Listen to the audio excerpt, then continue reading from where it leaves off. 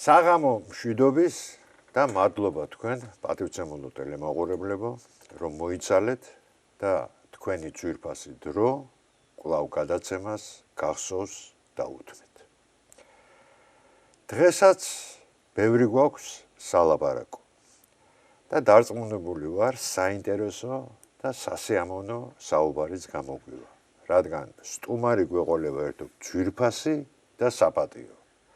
ხოლო თემა სასიხარულო და იმედის მომცემი. წარსულში საამაყო, შემდეგ გარემოებათა გამო გარკვეულწილად მივიწყებული, დღეს კი აღმავლობის გზაზე შემდგარი ქართული ხელბურთი. მაშასე ჩვენი სტუმარი, მეცნიერი, დოქტორი, პროფესორი, პედაგოგი, დამსახურებული მწვრთნელი, საერთაშორისო კატეგორიის არბიტრი, ჟურნალისტი, მრავალი წიგნის ავტორი, ორდენოსანი, საერთაშორისო პრემიების ლაურეატი, სპორტის რაინდის მატარებელი და კიდევ არაერთი დამსახურების მქონე ბატონი გურამ ძაგანია. კეთილი იყოს ბატონო გურამ თქვენი სტუმარი. მადლობთ, დიდი მადლობა. დიდი მადლობა მობრძანებისთვის. დიდი მადლობა თქვენს მოწვევისათვის. სასიამოვნო მე პირველად ავარ ამ სტუდიაში და ძალიან კარგია რომ სიხარულით შევხვდი გუში რომ დამირეკა ბატონმა ლევანმა რომ ხვალ უნდა მოხვიდე და სადავარ გიპასუხოთ ნებისმიერ კითხვაზე. ბატონო გურამ, სპორტზე და კერძოდ ხელბურთის ისტორიაზე სასაუბროდ თქვენზე უკეთეს სტუმარს რომ ვერ ვიპოვიდეთ, ამას წყალი არ გაუვა. რატო არიან ადამიანები რომელსაც მოდი თავიდან დავიწყო. კი ბატონო. როგორ შემოვიდა და რა ვითარებაში ხელბურთი საქართველოში? კი ბატონო. რახან თავიდან დავიწყოთ, მოდი დავიწყოთ სოფლიო ისტორიიდან საერთოდ როდის გაჩნდა ეს ხელბურთი და რა უნდათ აი ამ სპორტის სახეობიდან იმ მამებს, რომლებმაც დააარსეს ეს თამაში. დიდი ისტორია არა აქვს ხელბურთს დაახლოებით ზუსტად 128 წლის უკან 1898 წელს იყო ესეთი ჰოლგერ ნილსენი დანიის ჰორდრუპია ქალაქი იმის ფიზკულტურის მასწავლებელი, რომლებმაც გამოიგონა ეს თამაში, ასე ვთქვათ, რომ შემოეტანა სპორტის ახალი სახეობა, იმიტომ რომ 95 წელს შემოვიდა ფრენბურთი ამერიკაში, კალათბურთი ამერიკაში და ევროპაში გაჩნდა ხელბურთი, ანუ ჰანდბალ, რომელსაც მთელი მსოფლიო ეძახის, მაგრამ ჩვენ სინონიმებით მდიდარი ენა გვაქვს და პირდაპირ ვიცით რომ არის ხელბურთი. მაგალითად რუსები განდბოლს ეძახიან და ერთი პერიოდი რუჩნოი მეჩს ეძახდნენ. რუჩნოი მეჩს ეძახდნენ რუსები, მაგრამ რუჩნოი მეჩი ხელის ბურთი არ გამოვა რა და ამიტომ დაარქვეს განდბოლი და ჩვენ ხელბურთი გვაქვს ისე როგორც ფეხბურთი, ფრენბურთი, ჩოგბურთი და ამით მდიდარია ჩვენი ენა. რა თქმა უნდა, მდიდარია ძალიან.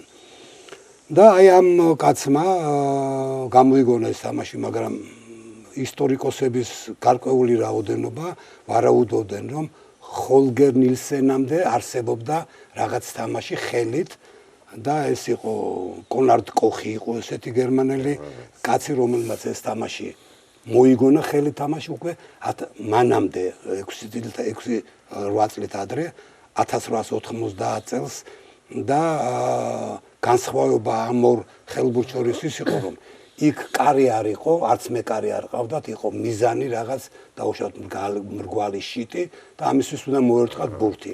მაგრამ ჰოლგერ ნილსენმა ეს კარგად გაიაზრა, კარი გაუკეთა აი ამ თავის გამოგონებულ ხელბურთს და დააყენა მეკარე. იქ 6 კაცი თამაშობდა, აქ 7 კაცი თამაშობდა. ეხლა საინტერესოა რა, დაუშვათ კალათბურთში 5 კაცი თამაშობს, ფრენბურთს 6, ხელბურთს 7, ფეხბურთს 11 და ასე შემდეგ, ხო? რითი არის განპირობებული ისმის ხოლმე ხანდახან ესეთი კითხვა. ავტორის უფლება ეგ, უნდა 7 კაცს დააყენებდა და უნდა 8 კაცს. მაგალითად ესეთი რაღაცები გამოჟონობს ხოლმე რა, მე ხლა ამ ლიტერატურას ხშირად ვადევნებთ ალბათ ამ ისტორიის ირგვლივ, იმიტომ მე ხლა სპორტის უნივერსიტეტში ვკითხულობ ლექციას ფიზიკური აღზრდის სპორტისა და ოლიმპიზმის ისტორიას. და ყველა სპორტის სახეები უნდა ვიცოდე, იმიტომ რომ სტუდენტებს უნდა აუხსნეს ესენი და ხშირად არის ხოლმე რომ აი რატომ არის მაგალითად იქ 5 კაცი, იქ 6 კაცი, იქ 7 კაცი, აქ 11 კაცი რაღაცა. ეს პრეროგატივა არის იმ კაცის, ვინც გამოიგონა ეს თამაში. იმას რო ეთქვა ფრენბურთის გამომგონებელს ან ჯეიმს ნეისმიტს კალათბურთში 5-ის მეორედ 6 დღე შეიძლება ყოფილიყო 6. აქ უკვე ეს პრობლემა მოხსნილია 7 კაცია, ესე იგი არის 7 კაცი. თავიდან 11-11-ზე. არა, თავიდან იყო 7-7-ზე. მერე შემოვიდა. გეტყვით, ახლა გეტყვით ყველაფერს. 7 სულ ყოველთვის ესე იყო, ესე ვიცოდი მეც დაუშვათ სანამ ჩაუღრმავდებოდი ამ საქმეს, მაგრამ შემოვიდა 7-7-ზე და ზოგიერთი ავტორი ისიც რას ამბობს, რომ ჰოლგერ ნილსენი რომ სკოლის მასწავლებელი იყო, იქ ბავშვები რომ მოდიოდნენ ჯგუფში, გოგონები და ბიჭები მოდიოდნენ. ბიჭები თამაშობდნენ ფეხბურთს და გოგოები იჯდნენ და უყურებდნენ. ამან იფიქრა რა გაუკეთო ამ გოგოებს და მოიგონა თამაში. მოდი ამათ გავყოთ რაღაც ხელბურთის მაგვარი რაღაცა. ანუ ქალებისთვის მოგონა. ქალებისათვის მოიგონა და რატომ 7? იმიტომ იმ დღეს 14 კაცი მოვიდაო. ქალი გაყო შუაში და შემთხვევით ახლა დაზუსტებით ვერ გეტყვით, რატომ საიდან მოიგონა, იმიტომ ეს მისი პრეროგატივაა ისე, მაგრამ აი ესე გაჩნდა. კი, რა თქმა უნდა, ლოგიკურად რო ვიმჯელოთ, ესეა და აი გაჩნდა ეს ხელბურთი 7-7-ზე.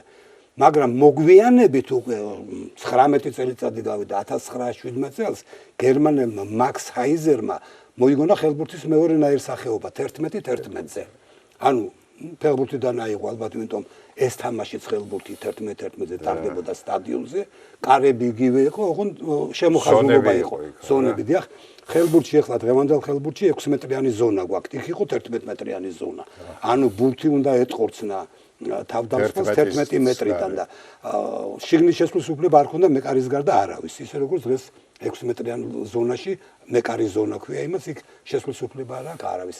აი ეს არის და აი მაქს ჰაიზერის აი ამ 11-11 და იმხელა პოპულარობა მოიპოვა, რომ ოლიმპიურ თამაშების პროგრამაშიაც კი შეიტანეს 1926 წელზე, იქ უკვე 11-11 და არა ბერლინში, დიახ, 26-11 ოლიმპიურ თამაშებზე, ფაშისტურ გერმანიაში. კი, გვახსოვს. ბატონო, გაიმარჯვეს გერმანელებმა 10-6 ავსტრიელები დაამარცხეს და გახდნენ ოლიმპიური ჩემპიონი. იმის შემდეგ 1972 წლამდე ოლიმპიური თამაშების პროგრამაში ხელბურთი არ ყოფილა. მაგრამ 1938 წელს უკვე ჩატარდა მსოფლიო ჩემპიონატი ხელბურთში 11-11-ზე. ამის შემდეგ ომის დამთავრების შემდეგ ისევ განახლდეს და 60 წელს ჩატარდა ბოლო შეჯიბრება ხელბურთში 11-11 და იმის შემდეგ უკვე ყველგან 64 წლიდან ქალების, კაცების უკვე თამაშობდნენ ხელბურთში 7-7-ზე და ეხლა მივიდეთ საქართველომდე, საიდან როგორ გაჩნდა. ეხლა მე რახან აი ამ ისტორიას ვასწავლი და ხელბურთსაც რა თქმა უნდა მათ შორის ვასწავლი, ვიძახი 50-იანი წლებიდან, მაგრამ საინტერესო ერთი ფაქტია, რომ 1928 წლის საბჭოთა კავშირის ხალხთა სპარტაკიადაზე ამიერკავკასიის ნაკრები გუნდი მონაწილეობდა საკავშირო სპარტაკიადაზე 11-11-ზე და მთლიანად დაკომპლექტებული იყო და მათ შორის კალათბურთელი იყო საქართველოს ხელბურთელებით. კალათბურთელი იყო ლევან ფალავანდიშვილი, მაგალითად, ცნობილი პიროვნება გახლავთ საერთაშორისო კატეგორიის. საჯი იყო კალათბურთში, ძალიან ისეთი პოპულარული ადამიანი იყო თავის დროზე. მე მაგალითად ინსტიტუტი დავამთავრე მისი ძმის ალექსანდრე ფალავანდიშვილის რექტორობის პერიოდში და სპორტული ოჯახი იყო ეს მთლიანად. და აი ეს პირველი, ესე იგი, შეხება ხელბურთთან საქართველოს ჰქონდა 30-იან წლებში, მე-19 საუკუნის. მე ყველაფერი გაჩერდა მე-20 საუკუნეში. უკაცრავად მე-20 საუკუნეში და ახლა მე-19 იმიტომ ალბათ რომ ჰოლგერ ნილსენმა რომ მოიგონა. და ომის დამთავრების შემდეგ 50-იანი წლებიდან 1955 წელს ჩამოვიდა ვინმე კუდრიავცევი მოსკოვიდან და დაიწყო ამ ხელბურთის ლექციების ჩატარება იმ ადამიანების ენთუზიასტებისათვის, რომლებიც იყვნენ საქართველოში და ვინ იყო ესენი? ეს იყო გიორგი შარაშიძე, თამაზ ანთაძე, კოტე ხატისკაცი და ვლადიმერ არაქელოვი. აი ეს 4 ადამიანი იყო, რომლებმაც დაიწყეს და შემდეგ იქ წამოვიდნენ თაობები ისე რომ 11-11-ზე ჩვენები თამაშობდნენ 56 წლიდან 61 წლის ჩათვლით საბჭოთა კავშირის ჩემპიონატებს, მაგრამ არავით არ ისეთი ხელშესახები წარმატება რა თქმა უნდა არ ქონდათ, იმიტომ რომ საპრიზო ადგილში ვერაზროს ვერ მოხვდნენ, მაგრამ ნიშანდობლივი გახლავთ ის, რომ 1957 წელს სოფლიო სტუდენტთა უნივერსიადაზე საბჭოთა კავშირის ნაკრების ღირსებას იცევდა თბილისელი არტურ ატიანიძე. ქართველი კაცი იდგა კარში და ის იყო ჩვენი მაშინდელი საბჭოთა კავშირის ნაკრების მეკარე. უკვე ესე იგი ყვავდა და შეგვეძლო გვეთქვა ხმამაღლა, რომ ხელბურთი აი ამ დონეზე არის საქართველოში.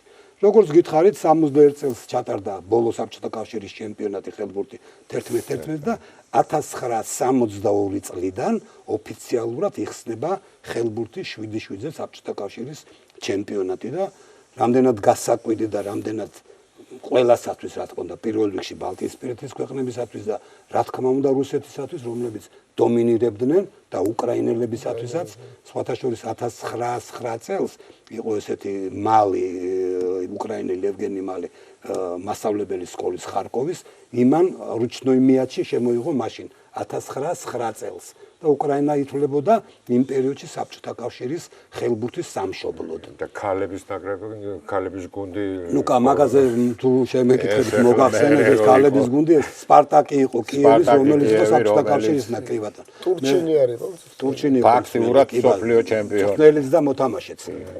ქალი ცოლი იყო მოთამაშე ძალიან მაგარი. ზინაიდა ტურჩინა. რახან თქვენ ანონში დაანონსეთ მე საერთაშორისო კატეგორიის მსაჯი ვარ და 1968 წლიდან მსაჯობდი საბჭოთა კავშირის პირველობის უკვე 1970 წლიდან 90 წლის ჩათვლით სანამ 50 წელიწადი შეგესრულდება მაშინ იყო ეს შეიძლებოდა და როგორც კი შემისრულდა და უკვე კომისრად მაგრამ მე დაიშალა საბჭოთა კავშირი და უკვე იქით აღარ გავწყვეტით არსად. აი ესეთი ამბავია და სხვათა შორის ის პერიოდი 7 წლიანი პერიოდი იყო ეს 62-დან 68 წლის ჩათვლით საქართველოს გუნდმა თბილისის ბურევესტიკმა ორჯერ მოიპოვა საბჭოთა კავშირის ჩემპიონის წოდება 62 და 64 წელს. სამჯერ გახდა ვერცხლის პრიზიორი და ერთხელ ბრინჯაოს. ერთხელ ბრინჯაოსი. და ამის გარდა ჩვენი ხელბურთელები იყვნენ საბჭოთა კავშირის ნაკრების შემადგენლობაში 64 წელს ჩატარდა შვეიცარიაში, შემდეგ ჩატარდა 67-ში, 70-ში, აი ამ ორ კაძე ნაკლები არ ყოფილა. და 64 წლის შვეიცარიის მსოფლიო პირველობის წინ საბჭოთა კავშირის ნაკრების მწვრთნელი გახდა გიორგი შარაშიძე. უფროსი მწვრთნელი და 4 კაცი იყო ჩვენი ხელბურთელი მასი ნაკრების ეს იყო ჯემალ ცერცვაძე, ჯემალ აბაიშვილი, ანზორ ექსეულიძე და იმედო ხაკაძე.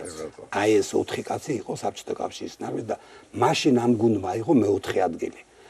1976 წლამდე მონრეალის ოლიმპიადამდე ეს იყო საუკეთესო შედეგი საბჭოთა კავშირის მიერ ნაჩვენები, რომელიც კი ჩატარებულა თუ გნებავთ ოლიმპიური თამაშები და თუ გიდათ სოფლიო ჩემპიონატი. მაშინ 76 წელს ოლიმპიური ჩემპიონები გახდნენ და ამპილოგოვი დაგვებადა როგორც ოლიმპიური ჩემპიონი და დღესდღეობით ეს არის ერთ-ერთი ნომერი პირველი და სხვა არავინ მიუხედავად იმისა, რომ ჩვენ გვყავდა ძალიან დიდი ხელბურთელი, რომელსაც ჯემალ ცერცვაძე ერქვა, ეს იყო სასწაული მოვლენა ხელბურთის ისტორიაში, ეს ხონდა რაღაც არანორმალურად დიდი მტევანი. მე ესეთი ისტორია მინდა რომ გითხრათ. მე ვიყავი სოფლიო პირველობაზე 1971 წელს გერმანიაში და იქ მომიყვნენ 67 წელს ვიღაც ზანგს ხონია ძალიან დიდი მტევანი და თურმე თამაში რო დამთავრდა კარებთან იდგა ეს და ვინც გადიოდა ხელბურთელი ყველას ეუბნება აბა დამატოლე და ჯემალ ცერცვაძე რომ მივიდა ცერათი დაუტოლა და უფრო დიდი აღმოჩნდა და გაიქცა ის კაცი და ეს საერთოდ სასწაული იყო ეს კაცი რაღაცა არანორმალური ფენომენი იყო. ნუ მე არ ვიცი ახლა თქვენ გახსოვთ თუ არა, მაგრამ სპორტის სასახლეში 80% ჯემალ ცერცვაძის საყვარებლად მოდიოდა და ეს მართლა აყვავების პერიოდი იყო ქართული ხელბურთისა ეს 60-დან 70-იანი წლების მერე ცოტა სტაგნაცია, მაგრამ 78 წელს ჩვენ მაინც მოვიგეთ საბჭოთა კავშირის თასი. პრიზიორებიც ვიყავით 70-იან წლებში. სამჯერ ბრინჯაო გქონდა. არ მახსოვს ეგ პერიოდი, აი 70-იან წლებამდე კი ბატონო, მაგრამ მე ყველაზე მეტი 78-ში კარგად მახსოვს. 70 თასი ავიღეთ, გარი მაჭავარიანი იყო მაშინ. ტურნირიც ვითამაშეთ ჩვენ. მაგრამ 66 წლიდან თბილისში ტარდებოდა ზარია ვოსტოკას პრიზი, გაზეთი იყო ეს. ეს იყო მცირე მსოფლიო ჩემპიონატზე ეძახდნენ მას. მართლა ესე იყო, იცით, აქ ჩამოდიოდა ოლიმპიური მსოფლიო ჩემპიონი რუმინეთი, იუგოსლავია, პოლონეთი, გედერი, ორივე გერმანია. ორივე გედერი, ფერგე. ნუ ეს სასწაული ტურნირი იყო და საერთოდ საბჭოთა კავშირის ნაკრების ალყე გამოდიოდა საქართველოს ნაკრების ალყე და არ ყოფილა შემთხვევა რომ საპრიზო ადგილებს გაცდენოდნენ. უმრავლესობის შემთხვევაში პირველ ადგილს ღებულობდი ჩვენ. აი ამ ტიტანთან. რამოდენიმე ნაკრებისთვის გვაქვს მოგებული. რამოდენიმე კი არა, ყველა ნაკრებისთვის გვაქვს მოგებული სხვადასხვა პერიოდში. მათ შორის იუგოსლავიელებისათვისაც, გერმანელებისათვისაც, საბჭოთა კავშირის ნაკრებისათვისაც, იმიტომ საბჭოთა კავშირის ესე 7 კაციდან 4 რო ძირითადი ქართველი გეყოლება რა. აი ესეთი ერთი მინდა კითხოთ ეს სტაჟიანი გულშემატკივრები ხელბურთის. სულ ყველა ახსენებს მედვეშაკის თამაშს. ეს სასწაული იყო, ამაზე მე შემიძლია გითხრათ, იმიტომ რომ ეს იყო სასწაული. ყველას გული წყდება, რომ აი არაფერი არ უნდა წავიდო. ჟერებიოვკა ქვია, ხო, ქართულად წილის ცხერით, კენჭის ცხერით გავიდა გუნდის შემდეგ ეტაპზე და გახდა სხვათა შორის ფინალისტი ფინალში გავიდა. ხორვატიის გუნდი. დიახ. აი უყურეთ რუსული ჟარგონი რო ვიხმაროთ რეშკარიოლით წავაგეთ. არიოლ რეშკარიოლით წავაგეთ, კი ბატონო. იმიტომ რომ 21-ით 13 ქონდა იქ წაგებული და აქ უნდა მოგვეგო, ნუ ყოველ შემთხვევაში 13 ბურთი არ უნდა გაეტანათ იმათ. და 21-ით 12 იყო. შეიძლება 20-ით 12 იყო, 21-12 იყო და კლიმოვი გარბოდა, კლიმოვი იყო ესეთი რუსი ძალიან ძლიერი, დავიმატეთ ეს. მაიდან, კი, მოსკოვის მაის გუნდი და საავიაციო ინსტიტუტი იყო მაის და ერთ-ერთზე გავიდა მეკარესთან. აიწია 5 მეტრზე მე მგონი სიმაღლეზე რაღაც სასწაული იყო და მოარტყა კარის ძელს და დაბრუნდა. და იქიდან წამოვიდა, მოიდანს გადაცდა, ნახევარს ხაზის, წამოვიდა ეს გაგვეთან და 21-13 დამთავრდა აქაც. 8 წამით ადრე. ხო, 7 თუ 8 წამი იყო დარჩენილი, კი, სასახლეში ვიჯექი მაშინ. მაშინ 65 წელი იყო და 24 წელს კი ვიყავი მაშინ მე 64-ში. აი ესეთი სიტუაცია იყო და მოკლედ აი ესე ერთიც მინდა კითხოთ. დიახ.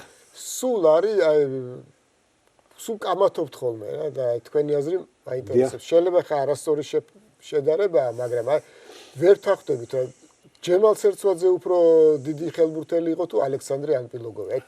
აი თქვენი სუბიექტური აზრი გეტყვით რა, მე სუბიექტურს არა, მე ობიექტურს გეტყვი, იმიტომ მე სასუბიექტოდ არ ვარ მოსული ობიექტურად. ტიტულებით რა თქმა უნდა ახლოს ვერ მივა ამპილოგოვთან საქართველოში ვერავინ. ის იყო ოლიმპიური ჩემპიონი, იყო მსოფლიო ჩემპიონი, იყო ოლიმპიური თამაშების ვერცხლის პრიზიორი, მოსკოვის ოლიმპიადაზე ვერცხლი აიღეს.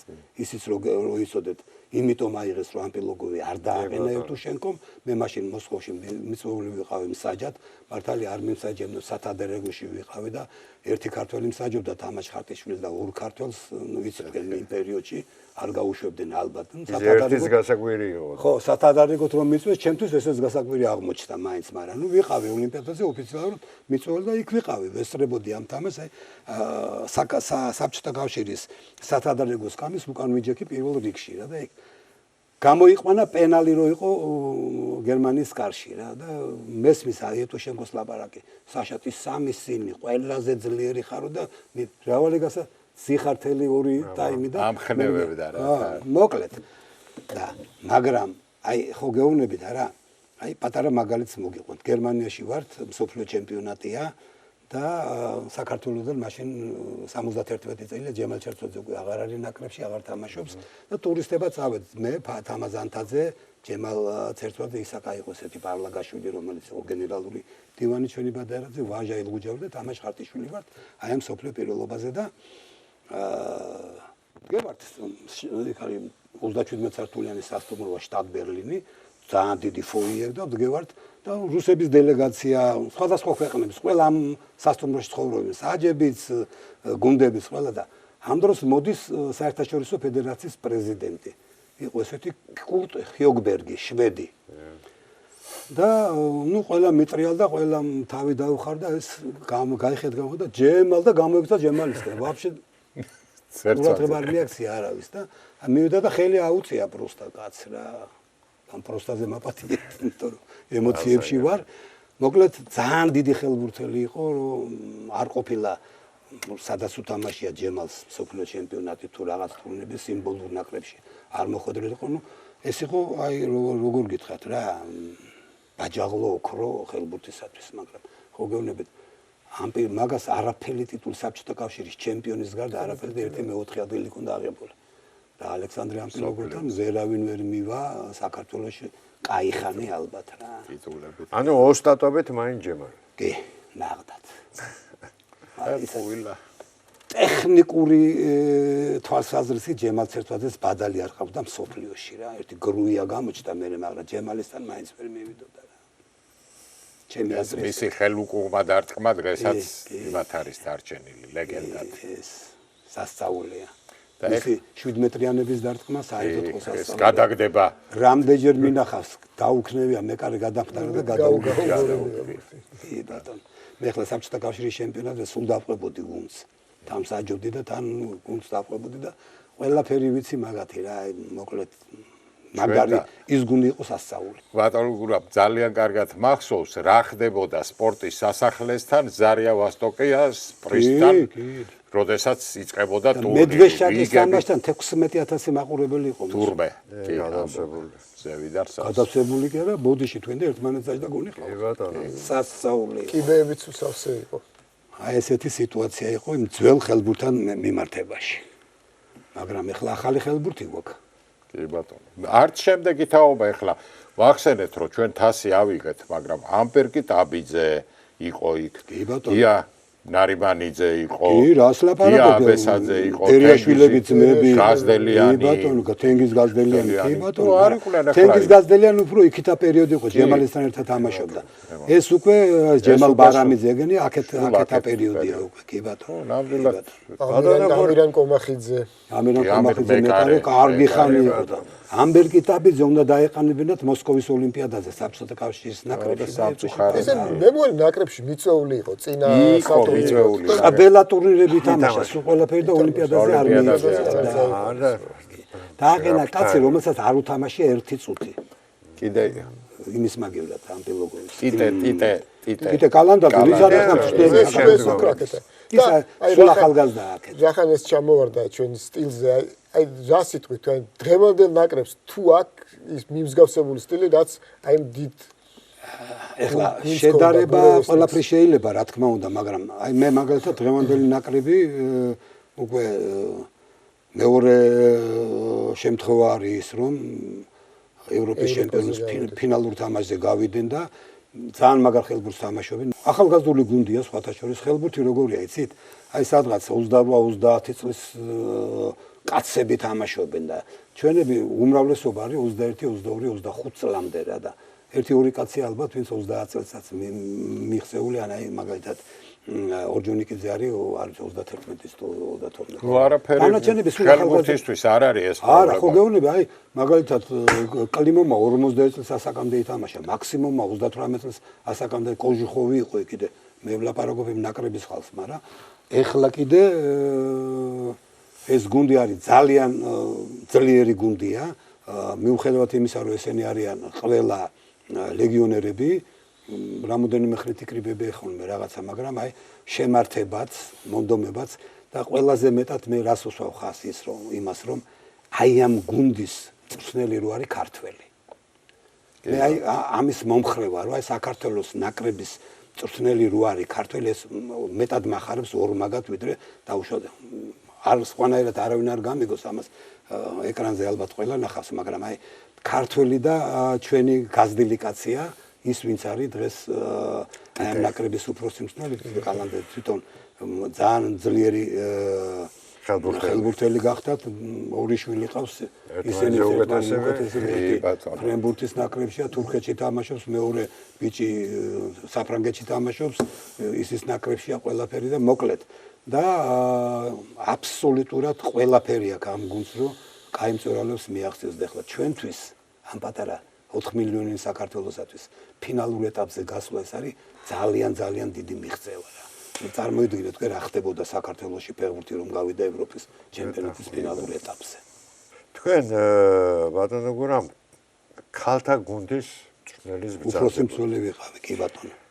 იმ წარმატებებსაც ხო არ გაიხსენებთ? კი ბატონო, მაგას რა გახსენდება უნდა, ეგ არის ჩემი ყველაზე ესეთი დიდ მიღწევად მიმაჩნია მე პირადად, იმიტომ რომ ეს იყო 1978 წელი, როდესაც ბატონმა ჯანო ბაგრატივენმა, გარი მაჭავარიანმა და კიდე რამოდენიმე ადამიანი ხო მთხოვეს რომ ხომ მე ფიზკულტურის ინსტიტუტის ნაკრების წველი ვიყავი ხელბურთში პარალელურად იმისა რომ იქ მასწავლებელი ვიყავი და ხომ არ ჩაიბარებო იმიტომ გარი მაჭავარიანი იყო მანამდე ქალთა გუნდის წვრთნელი დავთანხმდი და დავიწყე ამ გუნდის წვრთნელობა მაშინ ეს გუნდი თბილისის ბურიოსნიკი იყო ისიც სახელი და თამაშობდა საბჭოთა კავშირის პირველობას მეორე ლიგაში და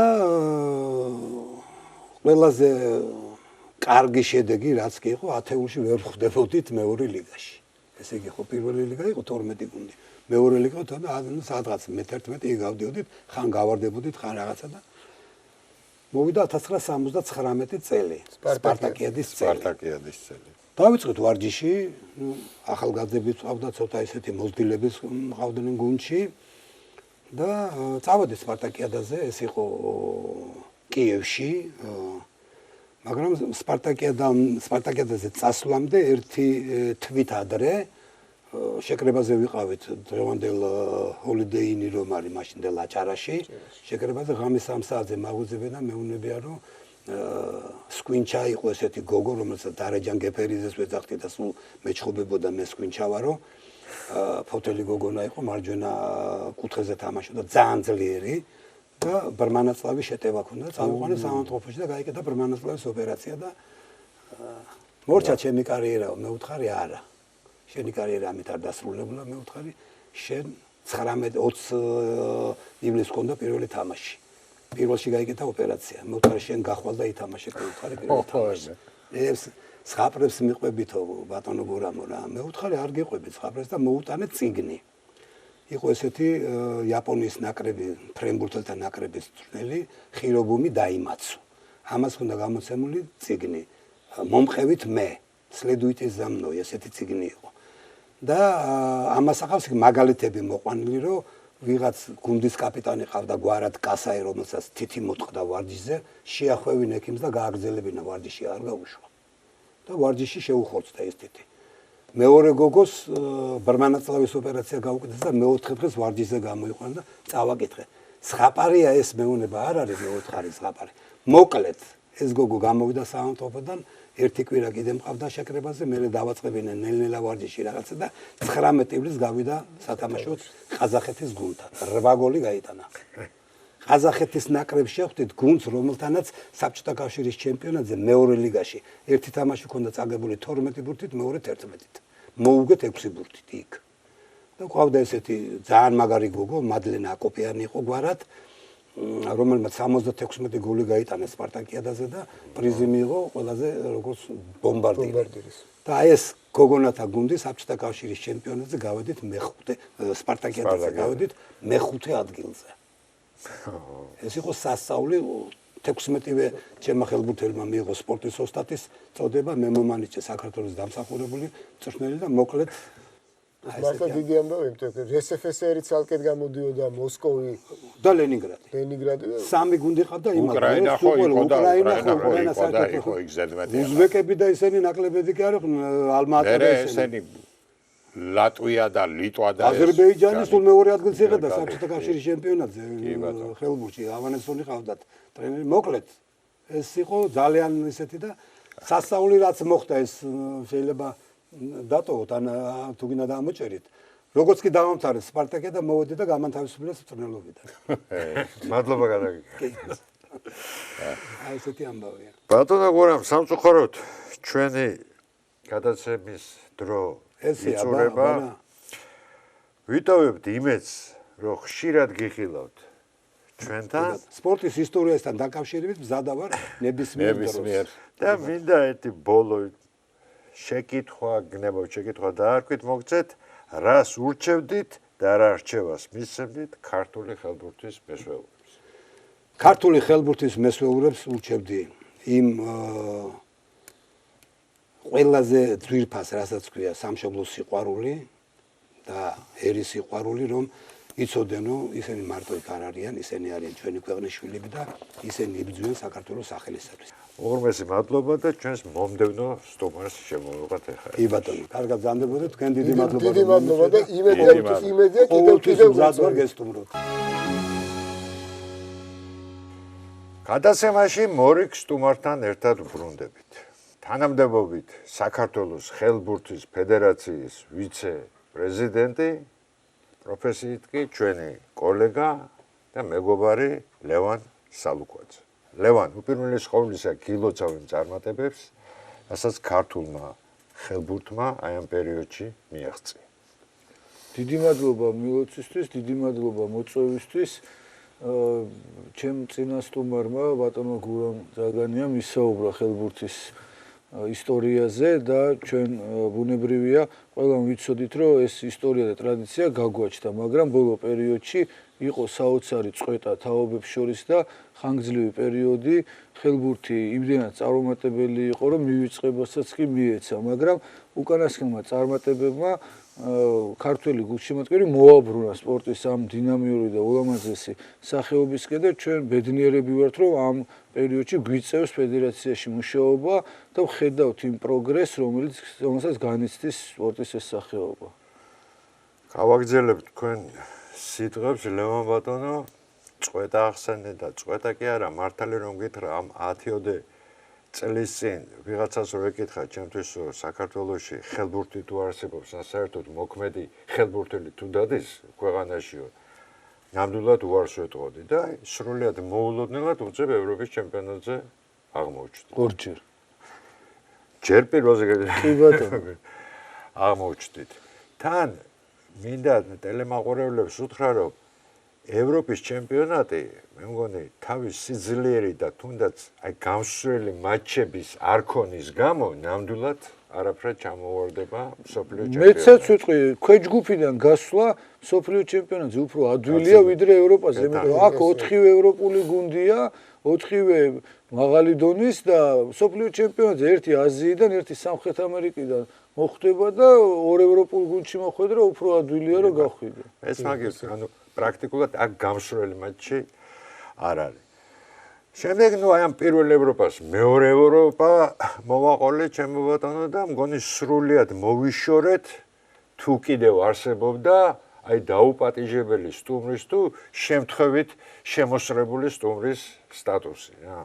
მეცაც მე მგონი ერთ-ერთი ყველაზე ლამაზი ხელბურთი აი სწორედ მაგას ვამბობ, სწორედ რომ აი მეცაც ვიტყვი მეთქი რომ ისეთი ლამაზი თამაში, რომელიც ჩვენმა ხელბურთელებმა გვაჩვენეს, არ ამგონია სპორტის სხვა სახეობაში მონაწილე, რომელიმე საქართველოს ნაკრები აჩვენებდეს. ეს ჩემი აზრია. დიდი მადლობა კომპლიმენტისთვის. დამეთანხმეთ, კიდე არა, მაგრამ არ ამგონია რომ შემეძავოთ რა. რაც მე ვთქვი ამას, უცხოური მედიაც ადასტურებს და მათ მიერ ატაცებული ლამაზი გოლები და კომბინაციები მოწმეა ამისი. მოკლედ, ხელბურთი დღეს აღმავლობის გზაზეა.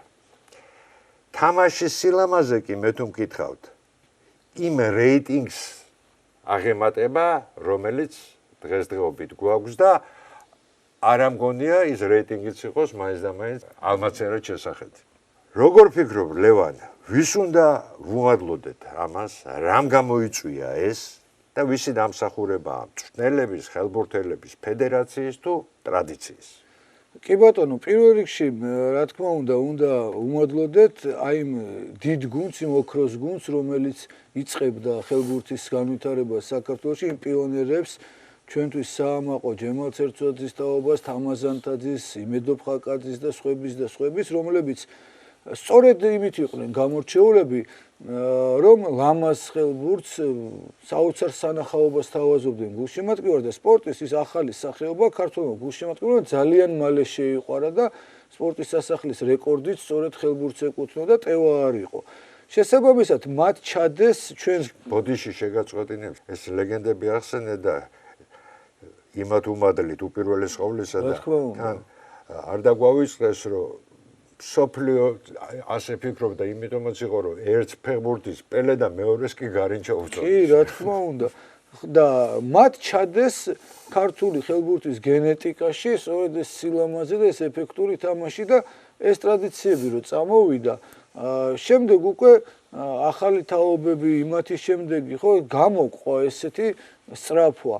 ჩვენი ახლანდელი გუნდის დამსახურება არის ის, რომ ეს სტილით შენარჩუნებულია და ეხლანდელი ხელბურთი აბსოლუტურად განსხვავებული სპორტის სახეობაა ვიდრე ის იყო და უფრო დინამიური, უფრო სწრაფი და იმ ათლეტურობასთან ერთად ძალიან ბევრმა გუნდმა ხა მარტო ჩვენ ხო თამაშობთ ლამაზ ხელბურთს ევროპაში ძალიან ბევრი ქვეყნები ყოფილი იუგოსლავიის, მათ შორის გერმანიის მათ უფრო ათლეტურობაზე გააკეთეს აქცენტი და ჩვენ აი ეს თანამედროვე შტრიხებთან ერთად შევინარჩუნეთ როგორც აღმოჩნდა და ძალიან გვიხარია აბსოლუტურად გეთანხმებით რომ ჰაილაითებში და ყველა სარეკლამო სოციალურ ქსელებში თუ სად იქნება კადრებში ჭარბობს ჩვენი კომბინაციები და აი ჩვენი პრობლემაც ახლა ასე ვთქვათ არის შემდეგში რომ კარგი ეს ლამაზი გოლები და ეფექტური პარაშუტები და ასე შემდეგ მაგრამ ეხა ეს ბალანსი წავიდა ამ სილამაზისკენ უფრო მეტად არის გადაკაშული არტისტიზმისკენ და ჩვენ ახლა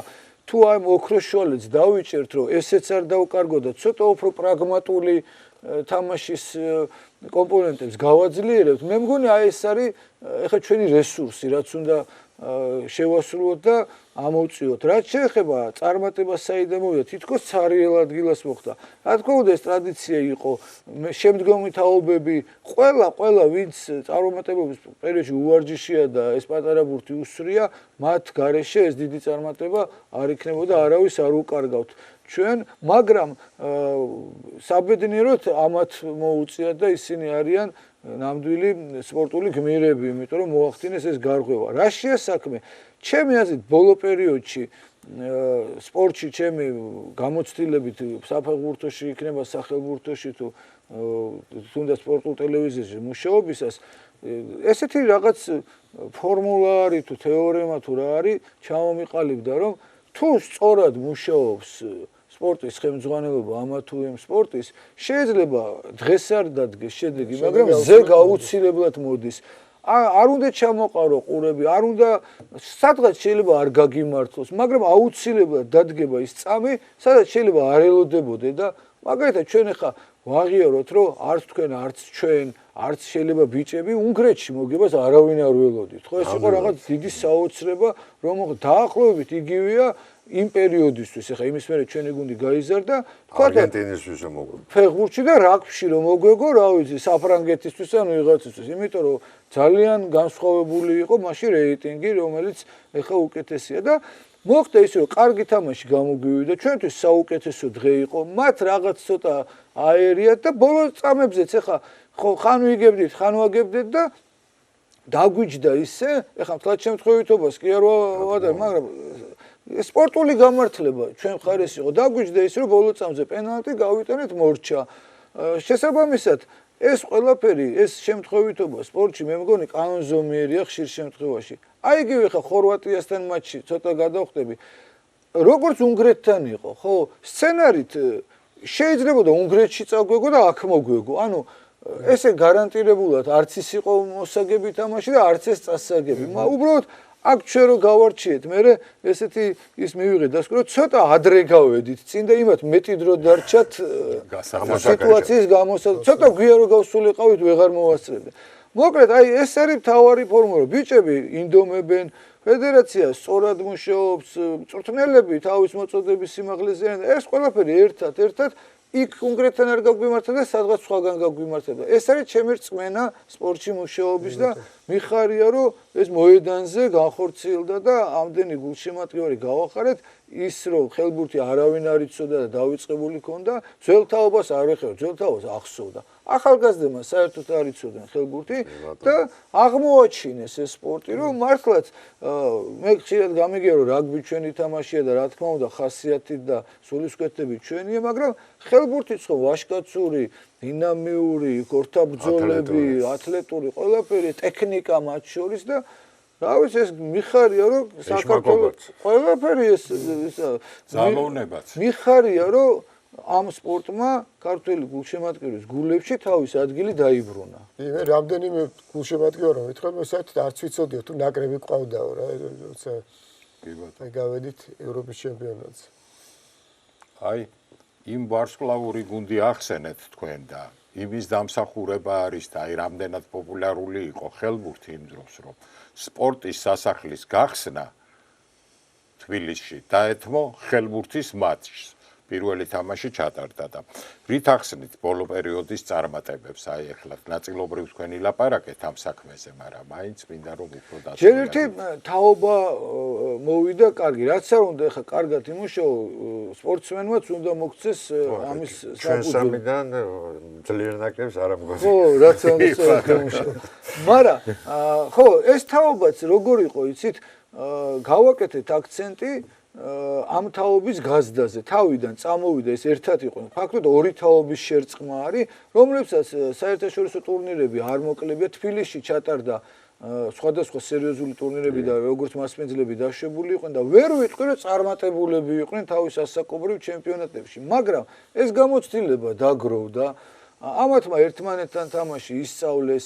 მე გავედით საერთაშორისო არენაზე და შესარჩევში მოხვედრაც კი საოცნებო იყო ჩვენი გუნდისთვის და არათუ შესარჩევში იქიდან გავედით და აქ სწორად თქვა კახამ რომ პირველად რო გავედით და მეორედ ამან შემთხვევითობის ყველანაირი ეჭვი გამორიცხაო. პირველად თუ ეხლა უნგრეთს მოუგეთ, მაინც ხო დაუგეგმავი იყო.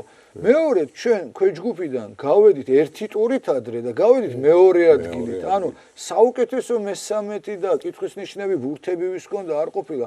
ერთი ტური რო არ იყო, ბოლო ტური არ იყო დაწყებული, გამოცხადდა რომ საქართველოს უკვე ევროპის ჩემპიონატის მონაწილეა და სპორტში ალბათ სხვა სფეროში უფრო სპორტში შენარჩუნება უფრო რთულია ვიდრე მოპოვება, იმიტომ რომ შენ რო შეინარჩუნებ ეს სტატუსი რომ აი ევროპის ჩემპიონატზე გადიხარ, ბევრია და აქვე დავამატებ ახლა თქვით რომ პრესაში და ყველგან იწერებოდაო ეს სილამაზე.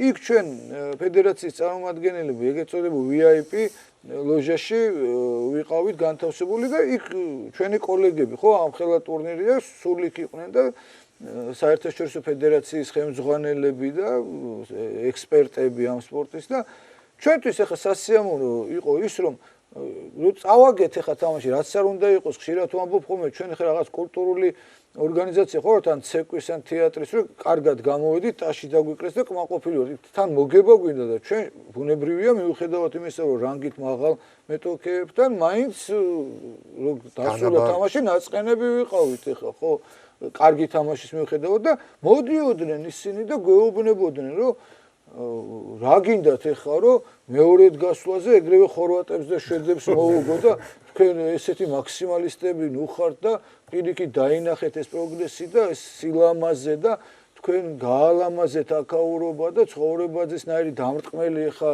სოფლიო მასშტაბით არ არის და ეს ეფექტური მოკლედ ძალიან ბევრ კომპლიმენტს ღებულობდი და იქ რაღაცა სამომავლო გეგმები რომ იქ ტურნირებში მოგიწევთ ამას ვიზავთ იმას ვიზავთ ეს მათაც აწყობდათ იმიტომ რომ ნებისმიერი სპორტის სახეობა არის პროდუქტი ხო და ეხლა ვიღაც გუნდი რომ შემოსულიყო სიტყვაზე კი გავიდა ქვეჯგუფში მაგრამ ის ითამაშა აქ რომ არავის ხვალ არ გაახსენდება ხო ამას არ ერჩივნათ რომ ერთელი კომბინაციები ხახი ტაშ გვიკრავდა ყველანაირი კლიპში და კონკურსში ჩვენი გოლები იყო მოკლედ რა ვიცი ეს ყველაფერი კარგია მაგრამ ჩვენ ამაზე არ შევჩერდებით ბუნებრივია გვინდა რომ ეს ყველაფერი რეზულტატშიც აისახოს რეზულტატი გვაქვს მაგრამ სპორტსმენი თუ ხარ მეტი უნდა გინდოდეს და როგორც ბრძანეთ ცოტა პრაგმატიზმს და აუცილებლად კი ამ კუთხით გვაქვს მოსამართებელი და პრესა ყველაზე მეც ჩვენზე წერდა ხო არ მიშლება რა ყველა ჩვენზე და იქ იყო რომ ფიზიკის კანონს არ ღვევენ ისე თამაშობენ გრავიტაციის კანონი კი წავიკითხე და ძალიან კარგი ეს ნაკრები მე დარწმუნებული ვარ რომ კიდევ უფრო პროგრესი გაგრძელდება მაგრამ აი ხა მინდა გითხოთ ქალთა ხელბურთზე, იმიტომ რომ ქალთა ხელბურთი ჩვენ გარკვეული წარმატება ისეთი არა როგორც მამაკაცებს, მაგრამ ეხლა სპარტაკიადაზე მე-6 ადგილი გვაქვს თავის დროზე აღებული და ბატონო გურამი იყო წარმატების სულის ჩამდგმელი და ეს არ არის პატარა ამბავი, როცა 15 ქვეყნის ნაკრებს ეთამაშები მე-6 ადგილი ურიგო შედეგი არის. თან იმ ქვეყნის რომელშიც ხელბურთი ყველაზე განვითარებული იყო იმ პერიოდში. მაშინ ლიეტუვაში ძალიან განვითარებული იყო, უკრაინაში თან რსფსრ მოსკოვი უკრაინაში განვითარებული კი არა ფლაგმანი იყო ტურჩინა იყავდა წელი და ზინაიდა ტურჩინა იყო საერთოდ საქართველოში უკრაინიდან შემოვიდა ხელბურთი თავის დროს ხო აი ქალთა ხელბურთი და კიდევ მინდა გითხრათ რომ აი თქვენ ახსენეთ რომ ასაკობრივი ეს ბიჭები ერთად იყვნენ და აი ახლა რა მდგომარეობა ასაკობრივში კიდე რა კეთდება აი, ეგ არის- ასაკობრივის წინ წავიდეს კიდე პროგრესი გაგრძელდეს და აი ქალების ნაკრები. აი, კარგი შეკითხვა, იმიტომ რომ ხშირად ესა თუ ის წარმატება სხვადასხვა სპორტში გქონია და მე უცბად დიდი ჩავარდნა და ყოველთვის მიფიქრია ამაზე, რომ აი რო ვერ წარმოგიდგენია, რომ აი თქვა დინამომ რო 91 წელს თასი აიღო და მე ჩავარდნოდა და ხო თითქოს წარმოუდგენელი იყო. ამიტომ თავი უნდა დავიზღუდოთ ყოველთვის. ჩვენ ეხა ჯერ კიდევ სანამ ესე აღმავლობა დაიწყებოდა და აქ ხელბურთებს რო კომენტარს უკეთებდით მე და ჩემი კოლეგები, სულ მოგწონდა ჰოლანდიური მოდელი. რა ქნა ჰოლანდიამ ხელბურთში? არავის არ გაგვიგონია ჰოლანდიური ხელბურთი. არ ჩემპიონატი ჰქონდა წესიერი და არაფერი. აიყვანეს 50 გოგონა რაღაცა შერჩევით. ის 50 გოგონა დაიწყეს და ავარჯიშეს ერთად. რა პრინციპით აიყვანეს ეს გოგონა? სიმაღლე, რაღაც მონოსისწრაფე, სხვადასხვა სახელმწიფო უნარჩვევებით ბავშვები. ერთად დაიწყეს მათი და მე ნელ-ნელა სელექციით შემცირდა რაოდენობა, დატოვეს ეს 20 გოგო, რომლებიც ერთად მთელი დღე ერთად ავარჯიშებდნენ, ერთად ტურნირებს ათამაშებდნენ და დაგეგმეს წარმატება და შედეგი რა იყო? ეხლა 7-8 წლის წინ მოხდა ეს ამბავი. გახდნენ სოფლიო ჩემპიონები. ქვეყანაში სპორტი არ იყო, აი ამ ერთი გუნდის გაზდით მოახერხეს, რომ ესეთი დიდი წარმატება ჰქონდა. მე რომ ვიყო, მათი სამეულში მოხვედრაც წარმატება იქნებოდა, ჩემპიონები გახდნენ.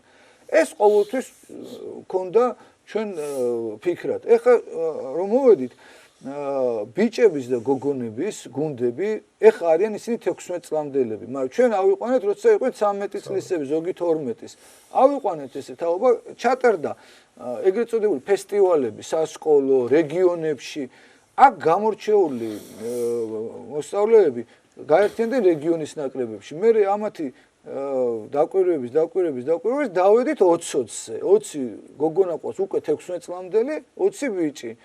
აი ესენი სულ ერთად არიან, ვატარებთ შეძლების და გვარად სასურველია რა თქმა უნდა უფრო მეტი, მაგრამ საერთაშორისო ტურნირებზე, შეკრებებზე ვატარებთ საქართველოში და მე დავყავს იქ და ვათამაშებთ ბარსელონასთან და ეს ოღონდ ჩვენი არის ესპანური მოდელი, იმიტომ რომ ჰოლანდიის მოდელი არ გამოგვადგება ჩვენ მენტალურად, სათამაშო სტილით ტექნიკური მონაცემებით უფრო ესპანელებს გავარ და ბარსელონასთან ეხლა ამ მეგობრობა რამდენიმე წელი ისე მიდიოდა და ეხლა კლუბ ბარსელონასთან რომელიც არის საუკეთესო ხელბურთში გავაფორმოთ მემორანდუმი წელიწადში ორჯერ ჩატარდება ერთკვირიანი კემპი საქართველოში ბარსელონას მაისურებით და ეგიდით გოგონათა და ვაშთა ორ ასაკს შორის ანუ 80 ბავშვს ყოველ ასაკი როგორია ეხლა 16-14 და მე ეს 16 რო გაიზრდება, მე ეს 14-ები გახდებიან 16 წლამდელები, ახლები მოვა.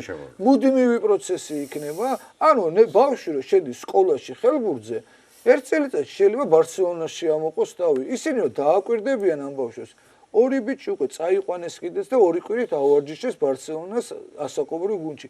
მუდმივად გვაკვირდებიან, იქ სტრიმით გვიყურებენ, ასე შემდეგ და ტურნირებზეც რო დავდივართ, იქაური სპეციალისტები, კატალონიის სახელბურთო ექსპერტები ჩვენ გუნდს აკვირდებიან, რჩევებს გვაძლევენ, თამაშის დროს სკამზე, კონსულტანტის რანგში არიან, ვარჯიშების სქემებს გვატანენ, ჩამოდიან თვითონ კემპის გარდა ის. ანუ ესპანური მოდელით ვზდით თაობებს. და ეს თაობები, როგორც გითხარით, როგორც კი გაიზრდებიან, მე ახლები მოვლენ.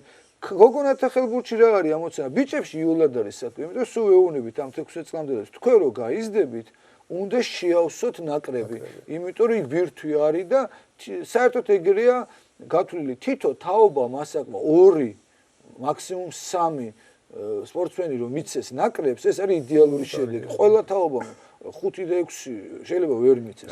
და გოგონების ეს მთლიანად ამ გოგონების დაკომპლექტება ეს 16 წლამდელები უნდა გახდნენ თვითონ ბირთვი, როგორც ესენი გახდნენ ახლა ბიჭების და დანარჩენები უნდა შეეშველონ. მოკლედ ეს პროცესი დაწყებულია ჩვენ ახლა ფედერაციაში მუდმივად ხო არ ვიმუშავებთ და სხვა რომ მოვა ეს დამხელა დაწყებული საქმე უნდა დახვდეს და გააგრძელოს, რომ წყვეტა არ მოხდეს, იყოს ქალთა და იყოს ვაჟთა.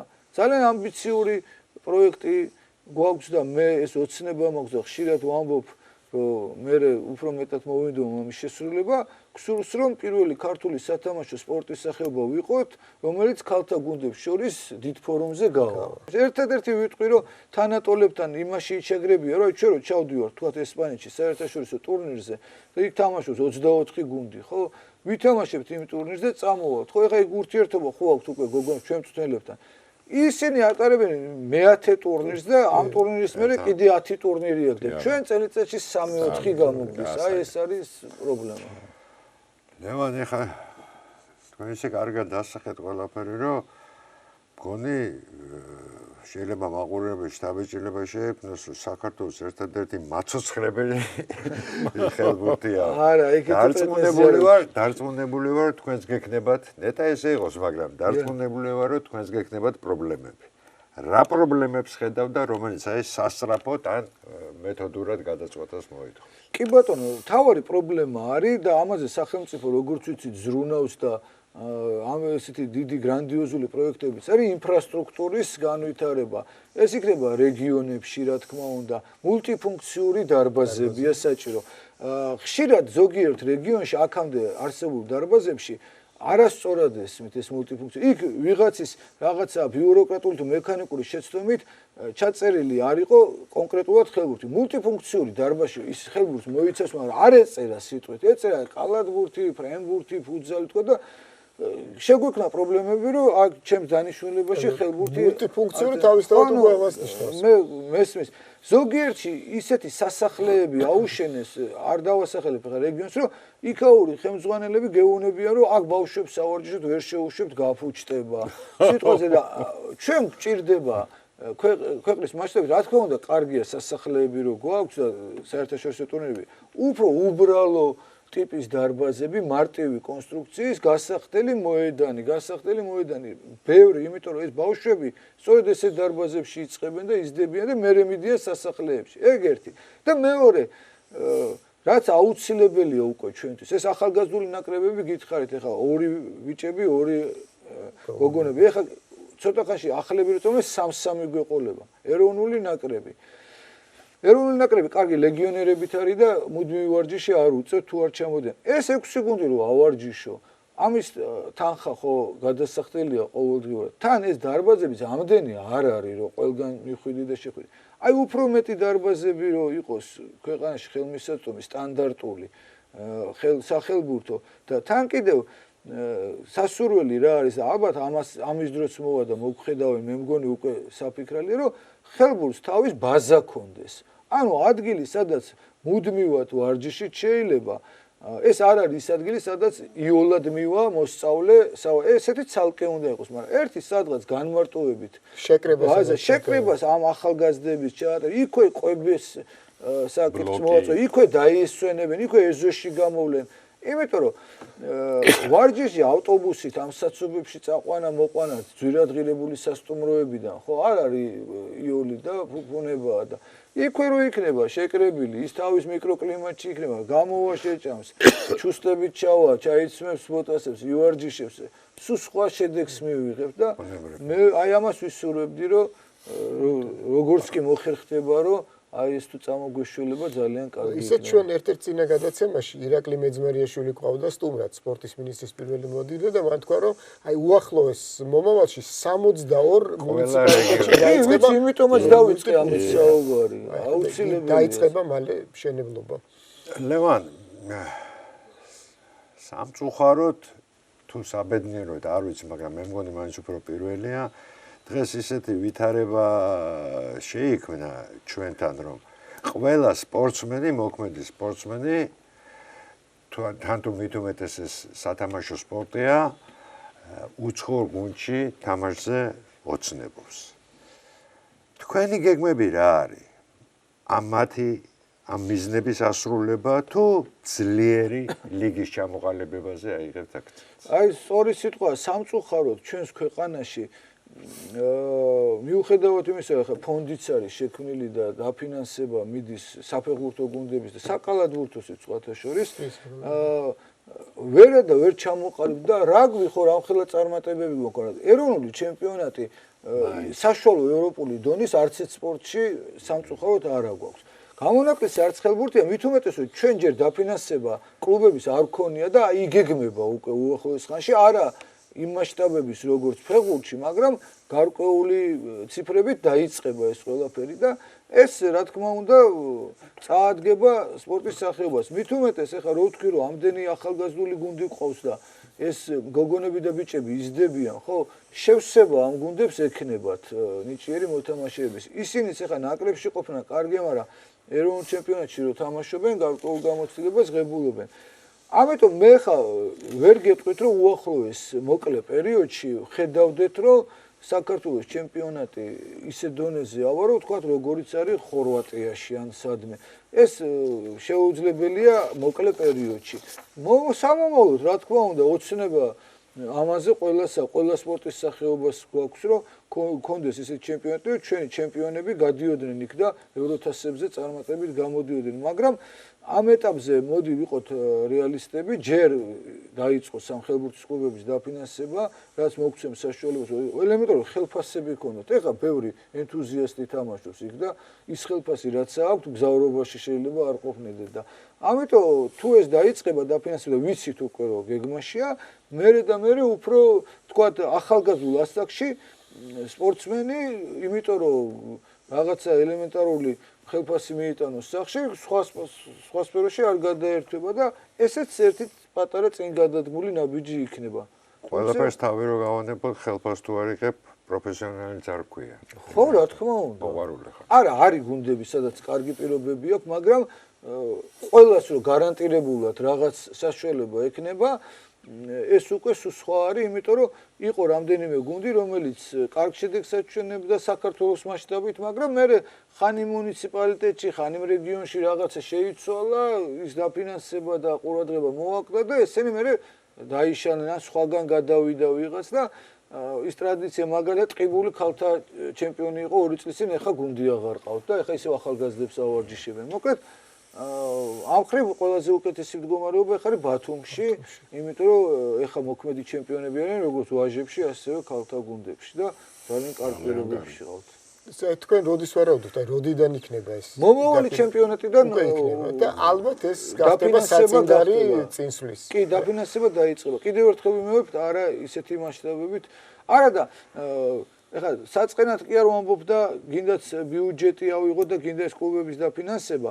სიტყვაზე ფეხბურთს ეხლა რა თქმა უნდა ვერცეთი ვერ შევედრებით, მაგრამ დარბაზის სპორტების სახეობები, თქვათ, ისეთი არაადეკვატური სათამაშო სპორტები საერთოდ არა ფეხბურთი, ისეთი არაადეკვატური სხვაობა ბიუჯეტებსა და კლუბების დაფინანსებას შორის, რომ გინდაც სიმაღლით, გინდაც რა ვიცი, მადით და რა ვიცი, რითიც გინდათ არავის ნაკლები ხელბურთელები არ არიან და იმადაც იმდენი უნდათ ჩაცმა, დახურა, თვითმფრინავის ბილეთებიც იაფი არ ღირს და ყვებაც, რომ რა ვიცი, მე მგონი ამ ხრივად ცოტა ბალანსი იმათ ხარჯზე კი არა პირიქით.